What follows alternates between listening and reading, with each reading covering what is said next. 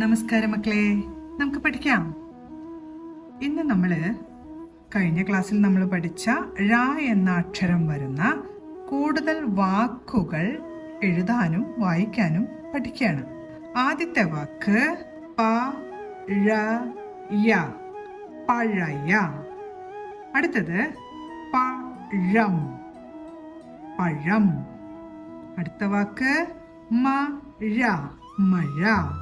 അടുത്ത വാക്ക് തുഴയും. തായ് എഴുതി ഉ എന്ന ചിഹ്നം എഴുതി ഴ എഴുതി യും എന്നാവാനായിട്ട് ഊടെ ചിഹ്നവും പൂജ്യവും എഴുതി യും, തുഴയും. അടുത്തത് കഴിയും. ഴി ആവാനായിട്ട് ഴ എഴുതി ഈടെ ചിഹ്നം എഴുതി പിന്നെ യും, യും ആവാനായിട്ട് യാ എഴുതി ഉ എന്ന ചിഹ്നവും പൂജ്യവും കഴിയും. അടുത്ത വാക്ക് അഴിയും, അഴിയും.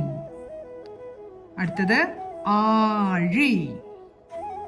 അടുത്ത വാക്ക് ഇഴയും. അടുത്ത വാക്ക് ഉഴിയും. അടുത്ത വാക്ക് അഴുക്ക്. എന്നുള്ള ഉച്ചാരണം വന്നപ്പോൾ ചന്ദ്രക്കല ഖായുടെ കൂടെ ചേർത്തു അഴുക്ക്. അടുത്ത വാക്ക് വാഴ. അടുത്ത വാക്ക് വഴുത്തി, വഴുത്തി. അടുത്തത് വീഴും. അടുത്ത വാക്ക് മഴു, മഴു. അടുത്ത വാക്ക് പഴുക്കും, പഴുക്കും. ഉറച്ചു ഉച്ചരിക്കുന്നത് കൊണ്ട് കായുടെ കൂട്ടക്ഷരം എഴുതണം.